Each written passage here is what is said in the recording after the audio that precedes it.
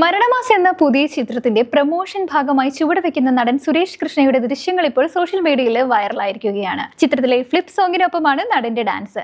തെറ്റുകുറ്റങ്ങൾ ക്ഷമിക്കുക, ഒരുപാട് ക്ഷമിച്ചു എന്ന് തോന്നുന്നുണ്ടെങ്കിൽ ഞാൻ ക്ഷമ ചോദിക്കുന്നു എന്ന രസകരമായ കുറിപ്പോടെയാണ് സുരേഷ് കൃഷ്ണ വീഡിയോ പങ്കുവച്ചത്. നടന്റെ വേറിട്ട വസ്ത്രധാരണവും ശ്രദ്ധ നേടി.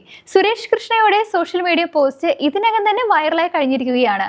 ബേസിൽ ജോസഫ്, ദർശന രാജേന്ദ്രൻ, സുരഭി ലക്ഷ്മി, സരയു മോഹൻ എന്നിങ്ങനെ പ്രമുഖർ ഉൾപ്പെടെ നിരവധി പേർ പ്രതികരണങ്ങൾ അറിയിച്ചു. ചിലർ വരുമ്പോൾ ചരിത്രം വഴിമാറുന്നു എന്നാണ് സുരഭിയുടെ കമന്റ്.